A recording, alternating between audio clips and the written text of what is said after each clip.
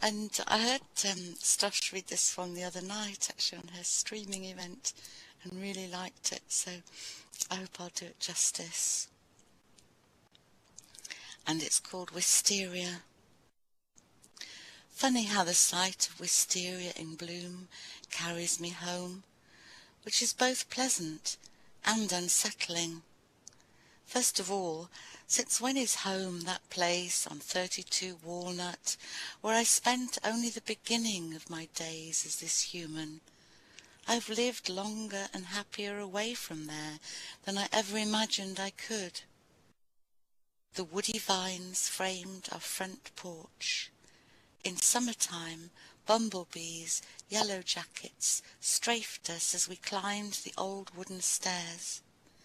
And in fall, the seed pods hung from the branches, dark green velvet jackets, a tactile treat for little fingers to pry open, to find the shiny dark brown discs inside.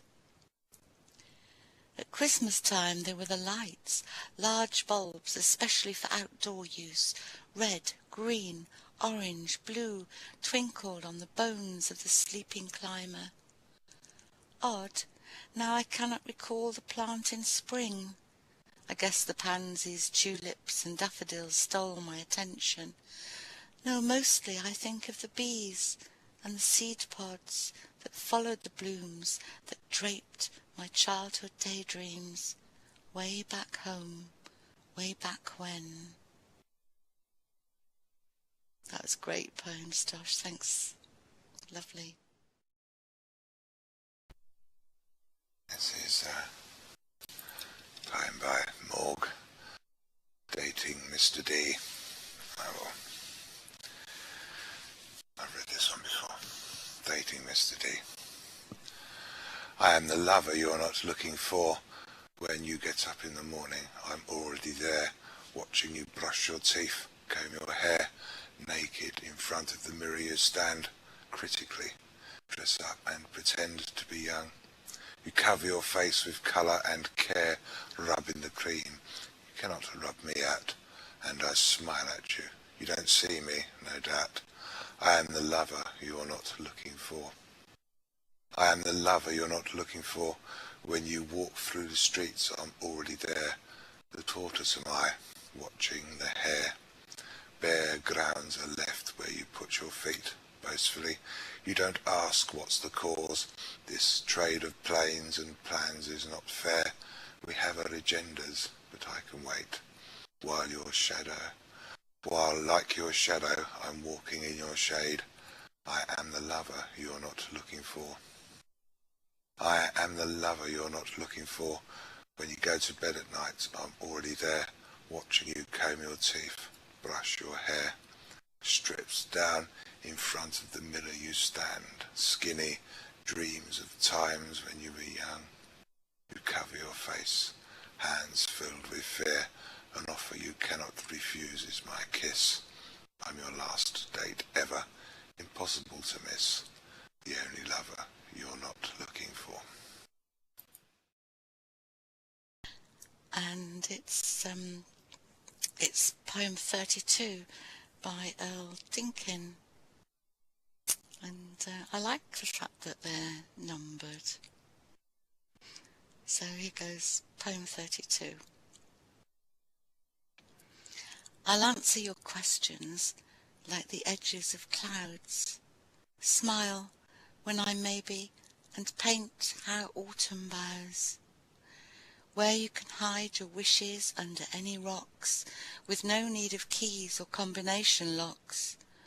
Where your hands can hold reins of long divisions, and leaves pile themselves in mourned decisions. The eddies of the stream are slight. The bravest leaves have known choice at the master's keel of life, the smallest turns they've owned. Do you ever think about the leaves and wonder why the water comes? Haste partitions as a resource, self-autumn as the quiet sums. Shorelines talk in whispers, and leaves speak soft as breeze. I will shout as loud as grasshoppers to communicate less with thee. A mother with 2 children waiting for a bus, as she suggests they stay off the road, the 4 stages of a clothesline failing a blanket. Stage left, the autumn leaves I've owed. A man's thoughts are like a mountain, while on it he can just paint leaves. But when he dreams, he stands far from it and can paint what autumn sees. Action is a place where sighs don't need to be, where every happy pulse to race somewhere rustle leaves. A woman looking upward and explaining the green leaf below her eye, it's for when a man loves inner nature and never moves for wind or why. After all, leaf regrets have healed, how far should a tree sway health? I know a man fools his enemies, but how does he fool himself? Tell me only, autumn leaf, how do you like your brook? Should the water be so calm, or move just oh so little? There's poetry rising on the albatross stage, on the next clear, what man want croon phrase, if the cloudless blush upon 2 palm trees turn away her milky ways. That was poem 32 by Earl Dinkin. Thank you, it's great. I've been searching poems out. This is a piece of Zen poetry by Hakuin. The monkey is reaching for the moon in the water.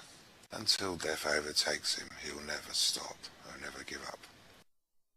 If he'd let go the branch and disappear in a deep pool, the whole world would shine with dazzling pureness.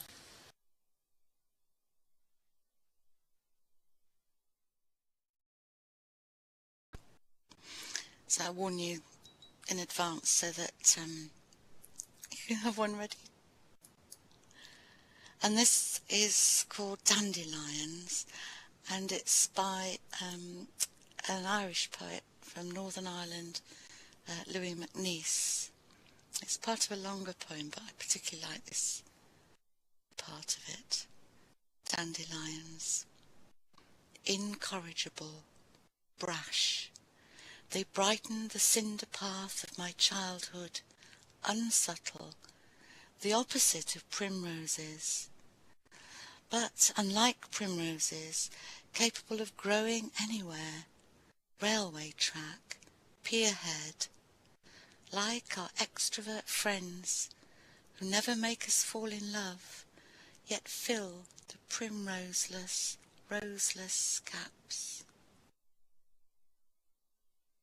That was Dandelions by Louis MacNeice.